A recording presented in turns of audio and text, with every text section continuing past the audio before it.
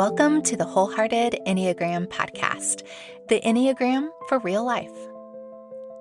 Here is where you'll find conversations where faith meets story and strategy for lasting transformation. I'm your host, Amy Wicks, here to help you find wisdom and wholehearted rhythms for moments that matter most. Whether you're learning your type or deepening your spiritual formation, these conversations will remind you that the Enneagram shines a light, but Christ is the transformation.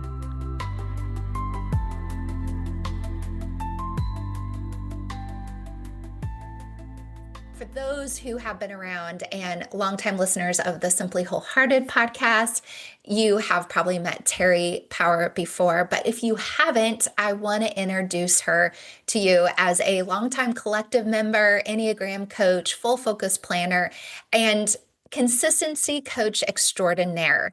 She does so much not only for the wholehearted community, but she has a robust and thriving community as well online. She's very involved with her local community. She has another day job, we'll call it another day job, and while also being a mom and wife and a dog mom too, which is a whole thing. So I'm excited for you to get to know Terrie better today. Now, as we launch into this conversation, I want you to just take a moment and take a breath. You might be listening to this and you're driving off to work, or you're coming home after a long day and you're feeling tired and you're feeling maybe a little weary, and you really hope that there's something for you today. So I think a good way to prepare is a deep breath and paying attention. What do you actually need right now? What is it that the Lord has for you in this moment? It's okay if the Lord nudges you and says, actually, I just want some quiet time with you, or loud time conversation with you. Or pay attention and just enjoy the journey to get home, even if it's going to take you a little longer than you hoped for, because I have something in store for you today.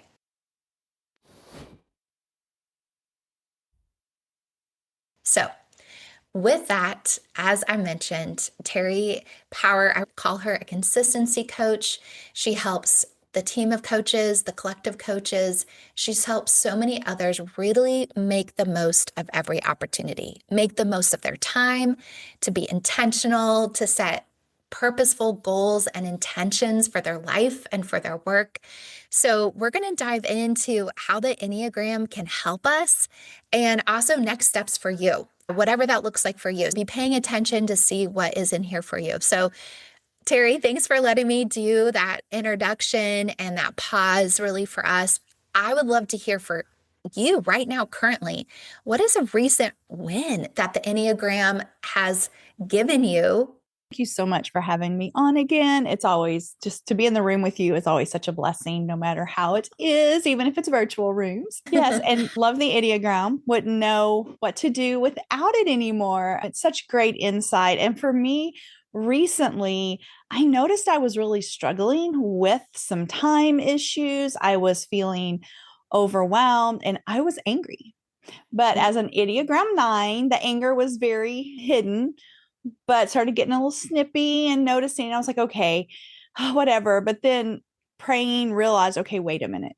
What could the Enneagram help me with this? And so I was like, where in my desires or my fears am I breaking down? So I started looking, is there conflict? Is it internal, external conflict? What are we looking at? And I started digging, and then I was like, oh, the longing, my presence mattering. And I was feeling that I wasn't taking care of.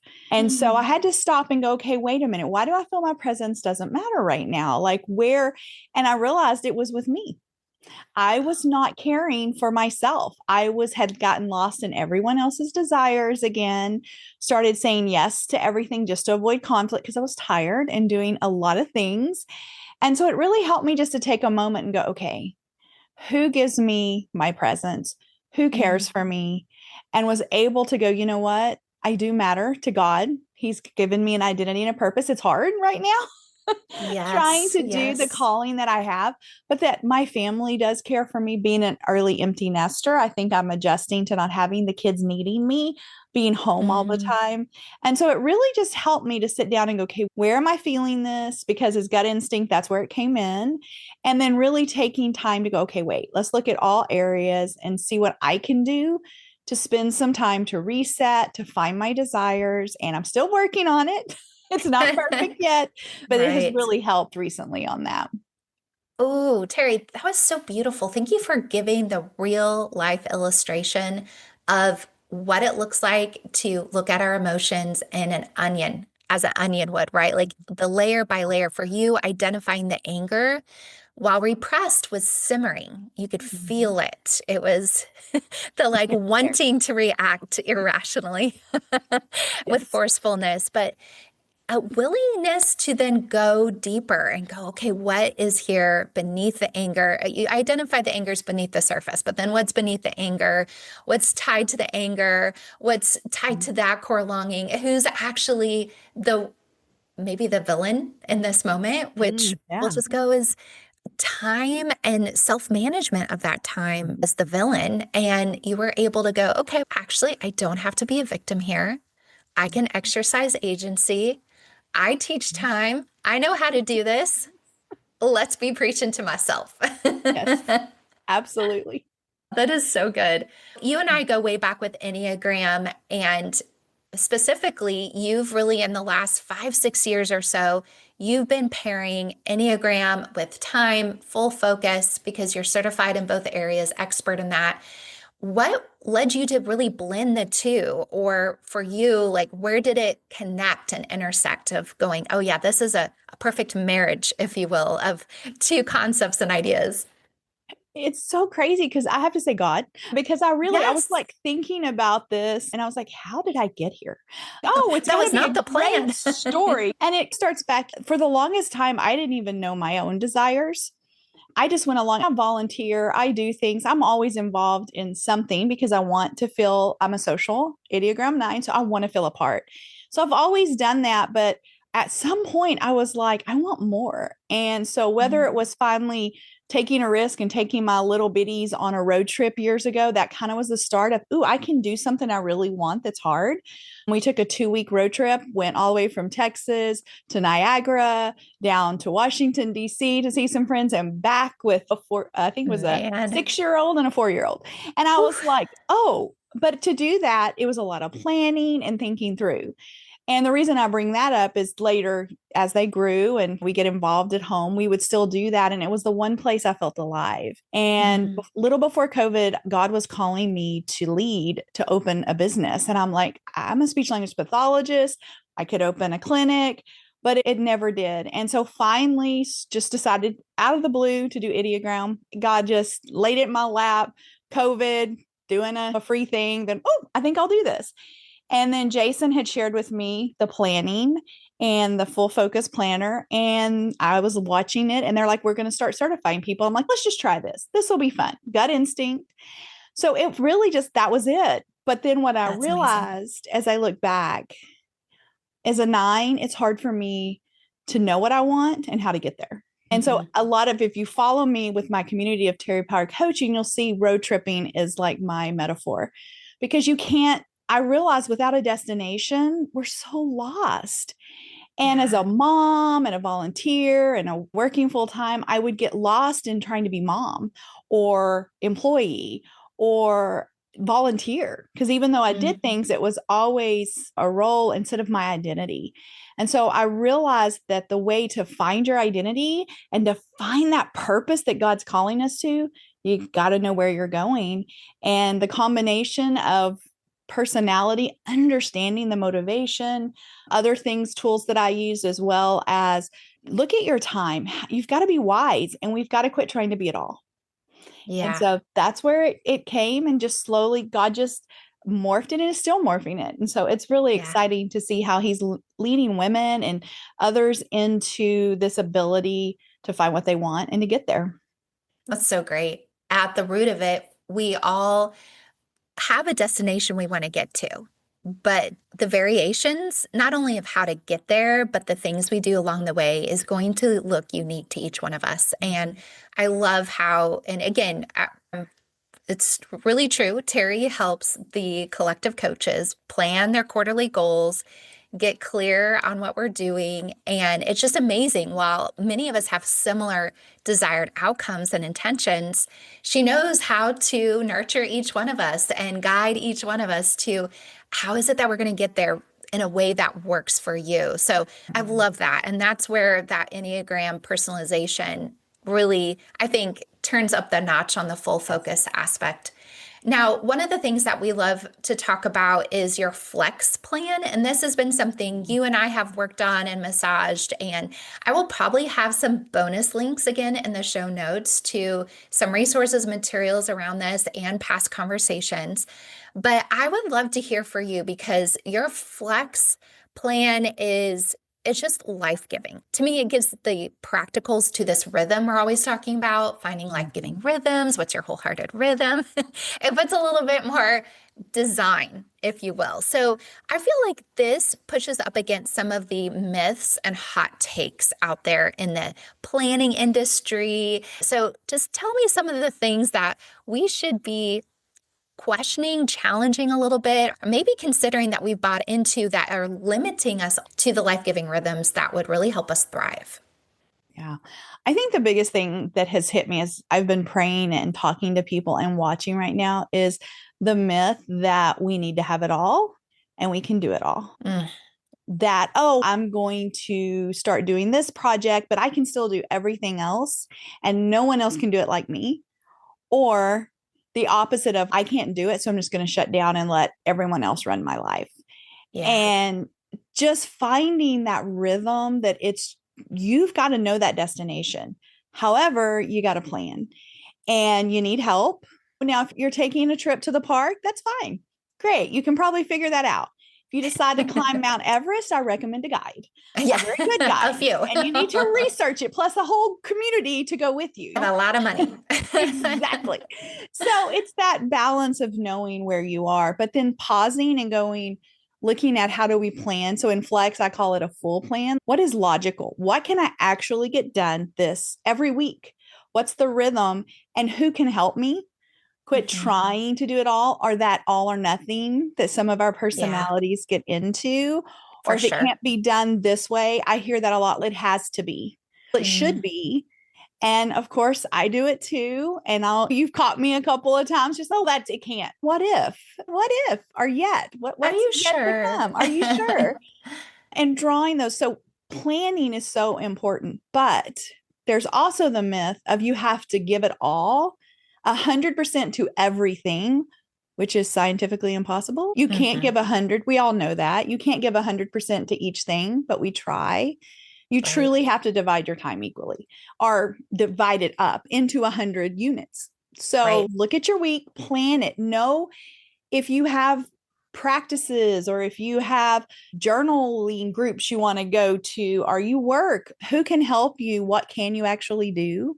What limits and boundaries do we set on ourselves and our children? My husband and I have talked strongly about that, of choosing the true path and not trying at all, figuring out what our kids wanted, what we want. And so there are times you have to start lightening up though. And that's what L stands for, which is light. We also have essential and what I call X out. So basically it means when things pop up, we have alternative plans in place and we don't keep trying to operate 100% when things aren't going well. We have to give ourselves grace. I just see so many people come so defeated going, I can't do it. And then they're like, I'm like, what's going on? And it's my mom came to live with us and I've been sick with the flu. And then I caught COVID and my husband's traveling. And I'm like, and we have seasons and the Bible speaks of seasons and we have to figure out how to bring that into us so that we can find the things that are most important. And quit doing and not criticizing ourselves that guess what? It's essential time. I'm right there right now. And it's nothing compared to other people, but I've got so much going on that we've allowed ourselves to eat out a lot. Have fun set aside. It's not what I want health wise. It's not there, but there's a period when it's okay. This other stuff is most important right now. We're going to try to eat out healthy, but this is what we're doing. And I Mhm. still will catch myself going, oh, but it's permission. But then there's got to be the reset, which is what I'm working on. Is Right okay, let's now, get back. yes. Let's get back. For those of you personalities who are like, you know what, I can sit for a while. Y'all withdrawals, you're getting me right now. And it's learning to reset. So the whole flex program is there, but there's a reset in there to Yeah. get you slowly back to full. We can't just start the next week and be like, okay, all the kids feel better. Let's go. Have you Yes, checked the right. house out? Those kind of things. So giving yourself grace, but also planning. So it's planning with grace and flexibility in mind, especially for ourselves, because we're hardest on ourselves. Oh, for sure. We all have expectations, whether we try to deny them or corral them or push them Yes. down.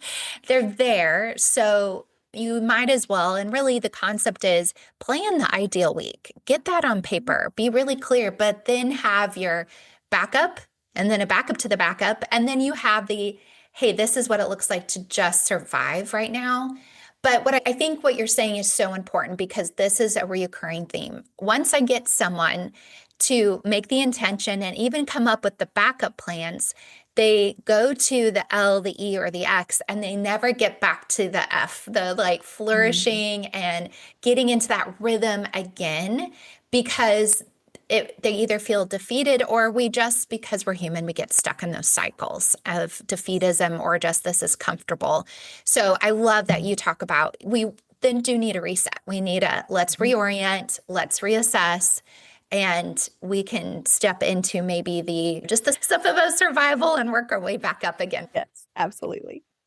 Okay, we can buy planners everywhere. We can go to Walmart, we can go to Target, go to Amazon. It could probably be there this afternoon if I order it this morning. Excellent. So there's that. We can read all sorts of things about the Enneagram in a book, on social media, through AI.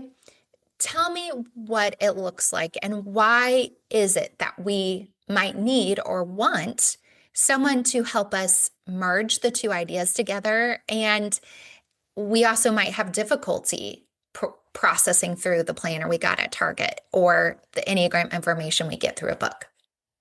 Yeah, it's so true. And I think the thing is, one, we're not meant to live alone. We're Yeah. meant to walk in community. We are meant to live a bigger story.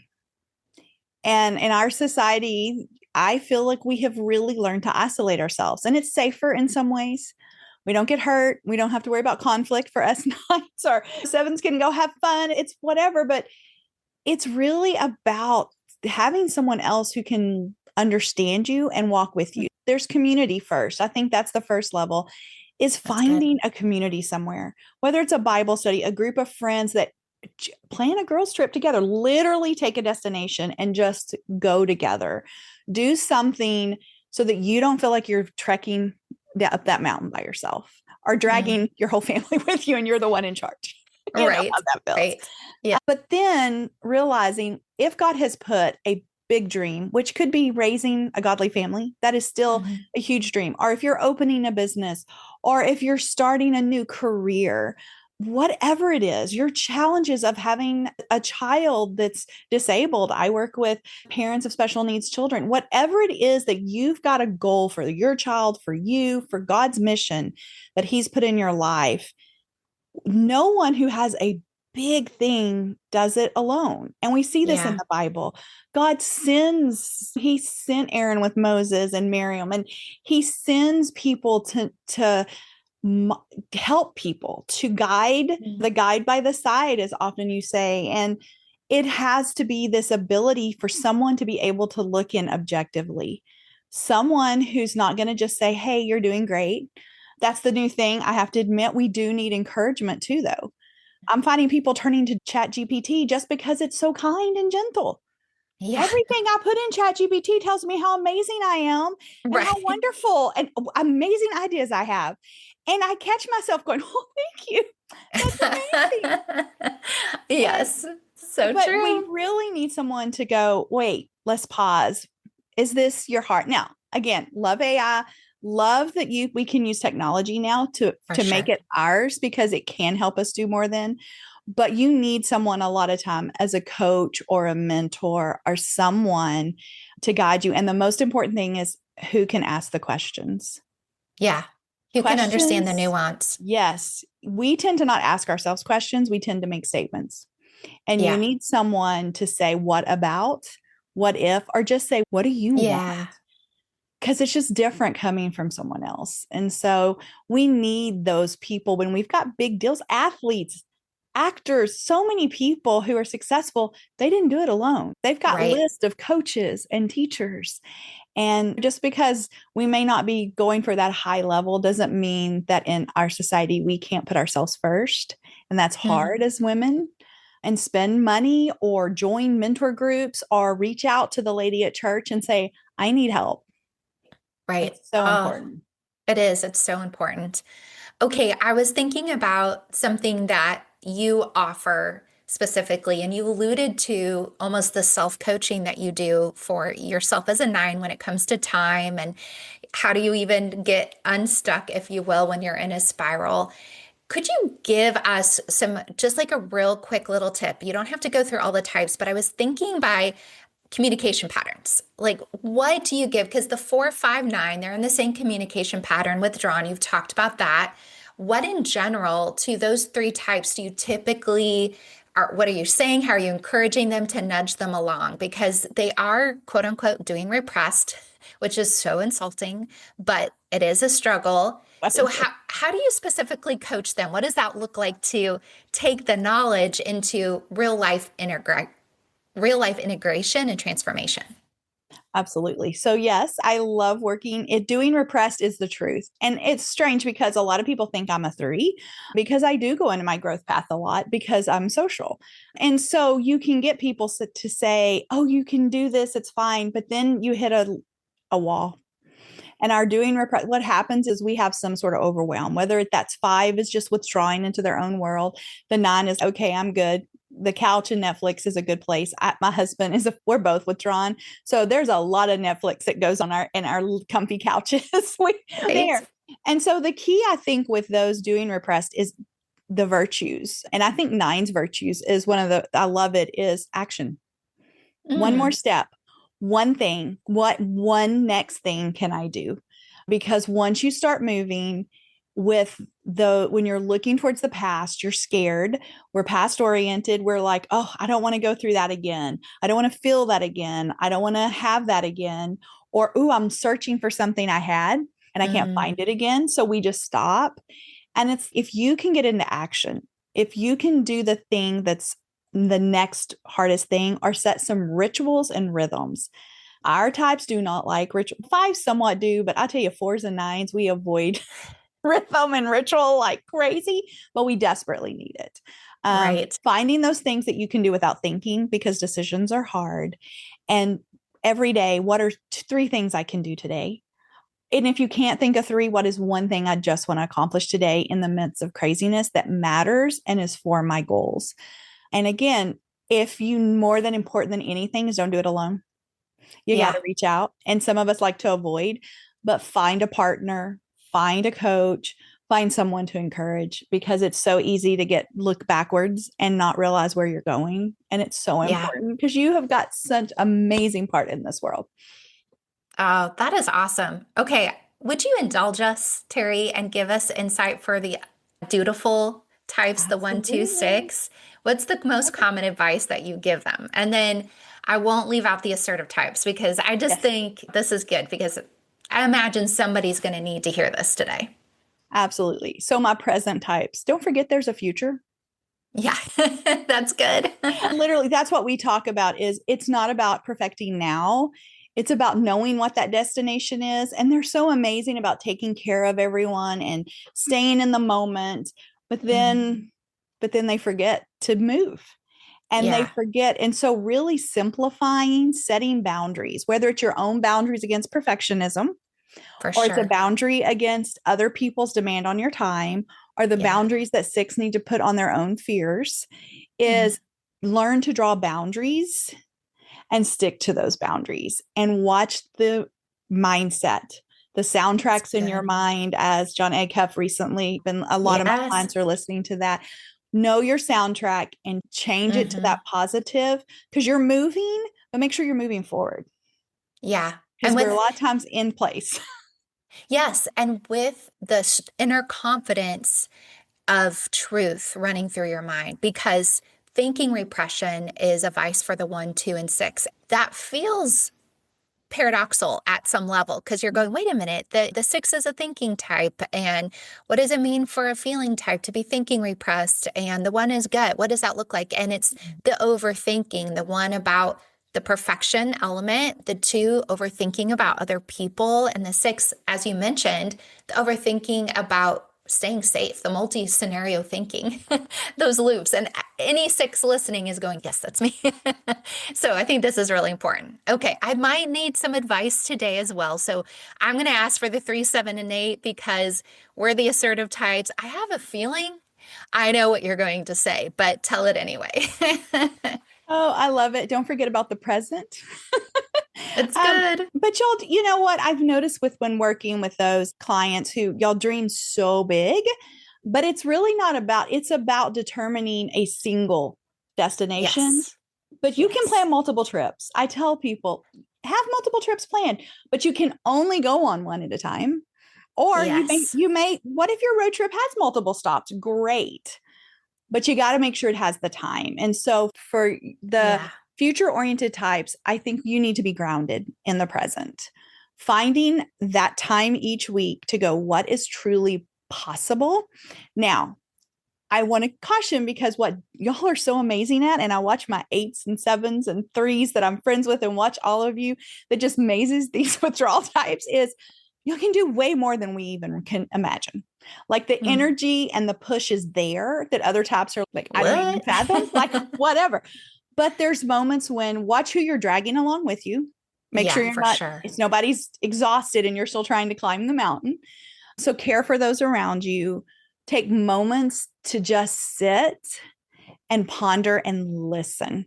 So making sure you're listening, talk about asking questions, making sure you're asking the questions of yourself quietly, not just all the Mhm. time, but and waiting for the answers from others and from God.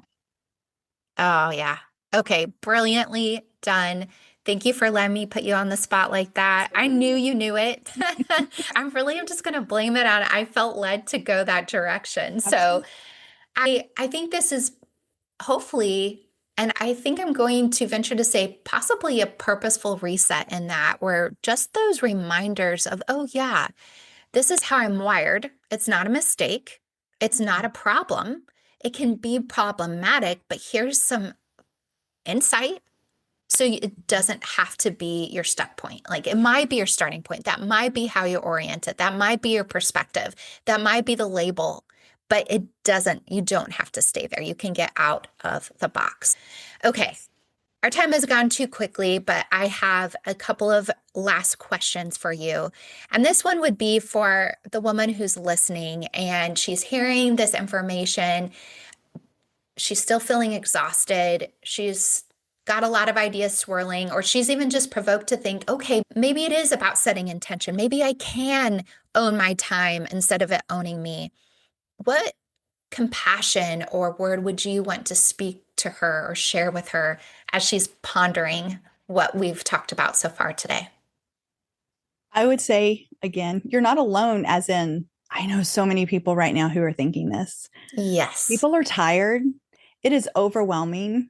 This earth is a hard place to be sometimes. We are so Yeah. blessed and we have so many blessings that we forget how exhausting it can be. So, first of all, taking time to be kind to yourself, to make sure the words you're saying to yourself are helpful and kind and gentle.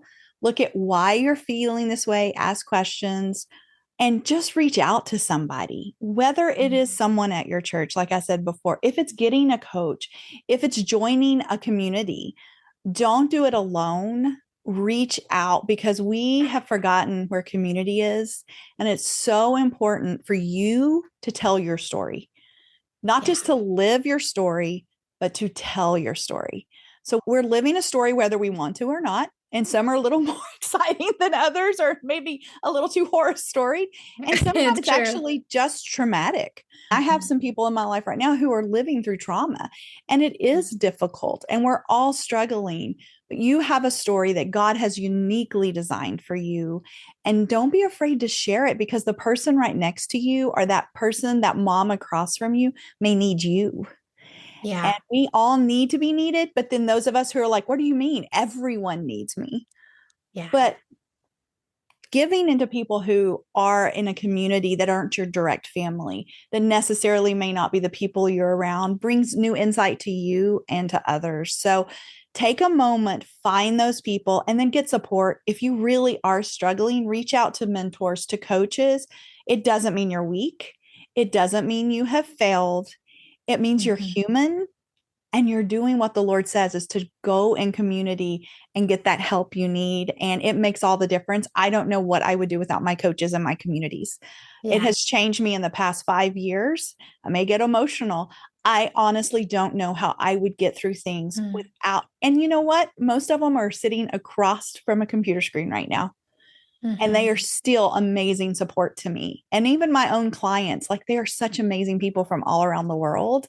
And it's such a neat thing to see how we light up when someone sees who we are and who Mm. we were meant to be. So take a small step, learn. If it's just learning a little bit more about yourself in the Enneagram, start there. If it's Yeah. going to coffee with someone, or if it's hiring a coach, whatever it is, don't just sit and wait. Take action. Yeah. From this nine, if a nine can take action, you can take action, right? Any That's other number right. can do it. Fives and nines, we can do it. Everybody else, That's go for it. right.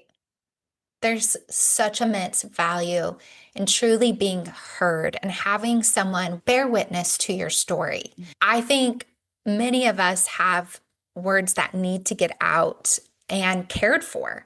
And that's what the story work process is. And I know both you and I similarly love to sit across from Zoom with other women and hear their story and reflect back to them where we see the gaps, where there needs to be care, maybe a solution even, because sometimes we can't see the forest through the trees. And so it is important to be in a safe place and have safe people to bear witness to your story. That's really valuable. But I think that's a beautiful invitation and a great nudge for everyone. And like I have seen you, our first interaction was January of 2023. I shouldn't say that. Our first interaction goes back to 2021, but in person. And we've been week in and week out all of these years now. And I've just seen you flourish and grow and testify to the great help of coaching and coaching community. So that's beautiful. Okay. So I'm going to guess that a woman listening today is going, yeah, I need to take a next step. I don't have community locally. I don't even know who to turn to, but Terrie feels safe. Maybe her story feels familiar. So, where could she reach out to take that next step with you and to learn more about all the amazing things that you offer?